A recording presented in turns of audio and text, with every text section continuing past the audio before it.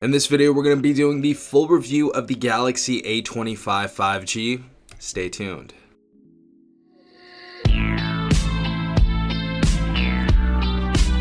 Alright everyone, hopefully you guys are having a good day. Hopefully everyone is safe out there. We have the Samsung Galaxy A25 5G right here, and I've spent about 30 days with this device now, so I've had this device for a while, and I think it's finally time to tell you guys if this device is worth $300. We're also going to answer the question, should you upgrade from the previous Galaxy A24 5G to the A25?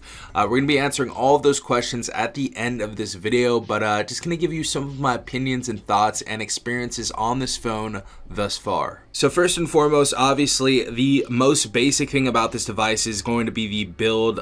There is not going to be much of a difference other than the key island design we have right here, which I think is fine. I think it's a comfortable device. I think most people are not even going to notice this, but for the most part, this is a fine build. It's not using the best premium materials in the world. Obviously, this is just plastic, but all in all, I think this is a pretty solid device, and for the most part, it feels pretty decent in hand. So going up from the A24 to the A25, there's not much of a difference. Also, you guys are not going to notice really anything. You're not really even going to be able to notice that this is a different phone, other than of course the pattern that we have on the back, which is this kind of like grid design. So all in all, I think the build is fine. I would have liked for there to be some sort of Corning Gorilla Glass on this device or some sort of other protection, but for the most part, I'm sure this is going to be fine if you put a case on it, especially since it's not made out of something like glass. It's not super heavy. It does feel like a nice build, but it's not super heavy, so when you drop this device, it's not going to shatter into a million pieces. So I guess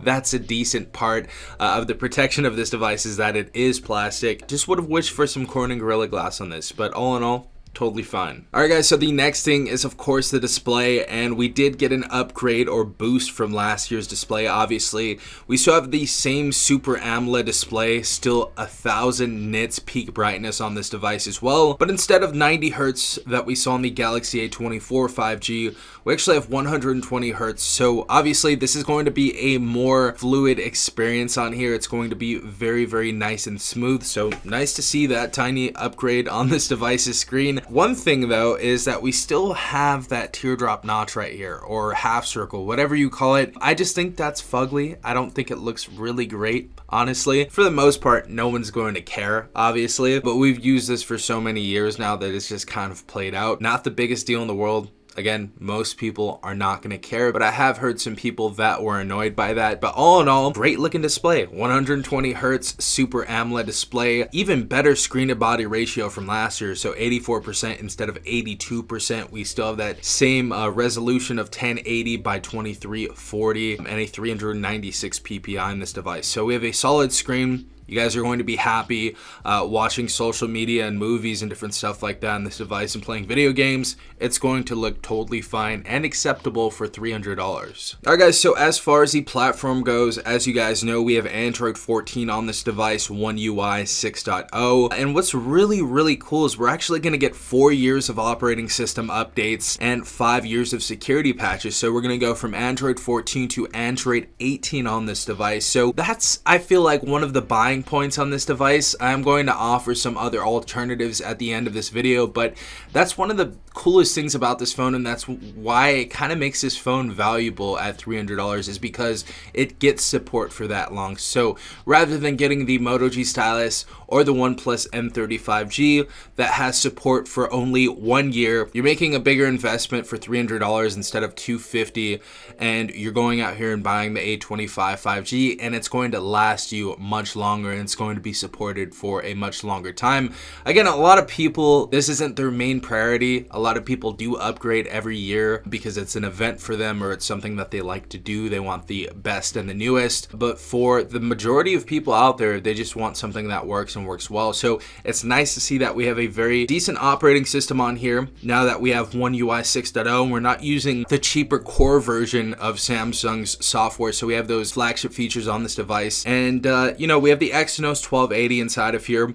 We did have this processor from the Galaxy A53 5G, so it's not the greatest processor out there. Obviously, it's going to do fine on things like PUBG, Call of Duty Mobile, and for your average Candy Crush game and Temple Run and things of that nature. But when you get into the higher graphical intensive games like Genshin Impact and you're playing those RPGs, Genshin Impact in particular is going to run on low graphical settings. It's still going to be able to run, but you're kind of limping by on this. So if you want a really decent gaming phone, this is not going to be the greatest in the world, but you are going to be able to play that game. If you're looking for something with a little bit more power, you may want to look into something like the Pixel 7a or the Galaxy A54, which I'll talk about at the end of this video for the alternatives. But if it's not a huge deal to you, you guys are still going to be able to play those games on fine settings. And for the most part, if you're not playing for the reason of competitiveness or anything like that, I feel like you're going to still have a pretty decent time on this. Again, 6 gigabytes of RAM, 128 gigabytes of internal storage. I think everything's fine right there. I don't really think there's, any need for more RAM or more storage on this. I think that's a decent value for $299. I don't really have any issues there. And of course, our micro SD card slot, we can expand our storage up to, I believe, 512 gigabytes via micro SD card. And that's not adoptable storage. So sadly, you can only put photos, videos,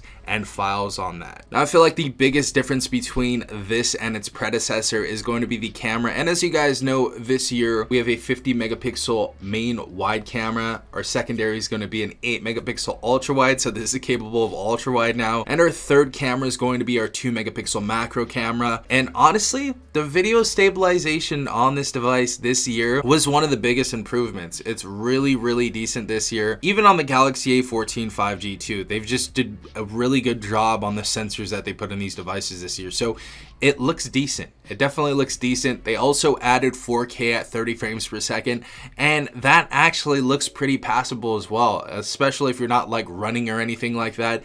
It looks decent. We also have 1080p 60 frames per second on this device as well. And I think they just did a decent job overall on the cameras on this device. Obviously, it's not going to be comparable to anything that Google has. I still think the Pixel 7a is the best budget phone out right now, especially since it's constantly going on sale. It's only $375 right now, so it's about $75 more, but it constantly goes on sale. I've seen it as low as $275 before. So as far as the cameras go, this isn't going to be the best $300 or sub $300 phone camera in the world, but they made some really big improvements on this, especially for the photos as well. I feel like the photos on this device are much more natural colors now and much more natural tones and shades and stuff like that. So I definitely believe they kind of use less of that contrasty look, and some people do like that, but a lot of people just like their natural tones and stuff like that. So for the Galaxy A25 5G, there was a big improvement in the camera as far as the video mostly, but also we do get some decent photos out of this as well. So if you just need a decent point and shoot camera, for the most part, this is going to be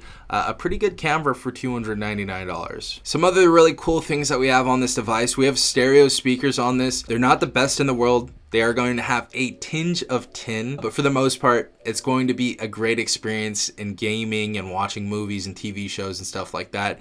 It's going to be a decent speaker for $299. I have to say that. Also, what's really cool is they didn't leave us behind. Even at this $300 price point, we still have the 3.5 millimeter headphone jack. So if you guys do want to use wired earbuds, that is a option for you guys right there. And for our security on this phone, we have our side mounted fingerprint sensor, and I think it performs quite well. So I feel like you guys are going to have a decent time with that. I know some people definitely prefer under display fingerprint sensors, but the side mounted fingerprint sensor works well. I'm hoping that next year they do some like putting it under the display and we have a decent bionic fingerprint sensor. That would be great to see on here. Again, same thing for the battery as well. The battery is going to last you all day. You guys are going to get a full day battery out of this, and you guys are going to be able to put this on the charger at the end of the day, wake up and do the same thing again. So we have a decent 5,000 milliamp battery inside of here. It's not going to drain too much because it is only a full HD display. We do have a 120 hertz refresh rate, but honestly, it doesn't really kill the battery too much compared to a 90 hertz refresh rate. There's not much of a difference right there. As far as our wired charging, it's actually decently fast. We have a 25 watt wired charge inside of here, and across the board, it's honestly pretty good. It's the same as the Galaxy A54. So Galaxy A54, Galaxy A24 as well from last year had a 25-watt wired charge, so still doing a pretty decent job. I didn't really see any annoyance there for me. And all in all, this was an okay upgrade compared to the Galaxy A24 5G. There wasn't a ton of stuff that was upgraded, so if you guys still have the Galaxy A24 5G, I would not waste your money and upgrade. Obviously, the A25 5G is a better phone than the A24, but if you guys are thinking about upgrading, I just don't think there were enough things to upgrade from the A24 to the A25 5G. Just some minuscule updates. The biggest one was the camera, obviously, but for the most part, I wouldn't upgrade if you have the Galaxy A24 5G. And of course, the last question is, should you pick up the Galaxy A25 5G for $300? Now, there's a few different phones that I can give you right now. The first one's going to be the Pixel 7a. That device is way better in pretty much every aspect, especially the camera, and I really like that it's stock Android, and I feel like a lot of you enjoy that as well. So the first option for you, or alternative to the Galaxy A25, would be the Pixel 7a, but you would have to pay $375, so $75 more than, of course, the Galaxy A25 5G. If you don't want to spend any more money, then that option's out the window. The second option is going to be the Moto G Stylus 5G, and that device is $249 right now, so about $50 less than the Galaxy A25 5G. But with that device, you only get 1 year of operating system updates and I believe 1 year of security patches. So if you guys want software support for longevity, then that one's going to be out the window. And the third option or alternative is going to be the Galaxy A54. Now, I believe that device is the best alternative to this device just because it has the same software OS updates and the same security patches. So we have 4 years of OS updates and I believe 5 years of security patches.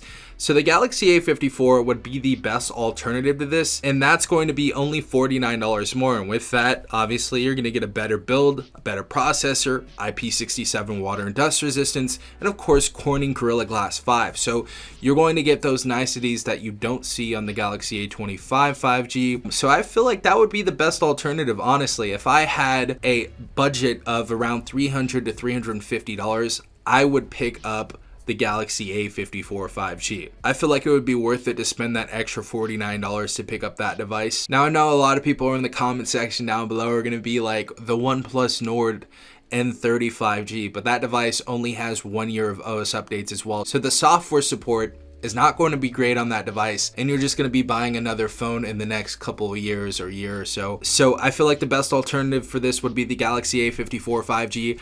I would pick up the A54 5G over this device, but I feel like for $299 and for someone that just wants a decent Samsung device, I feel like a lot of people are going to be okay with this device. So for the majority of people, I think you're going to be fine with this for $299.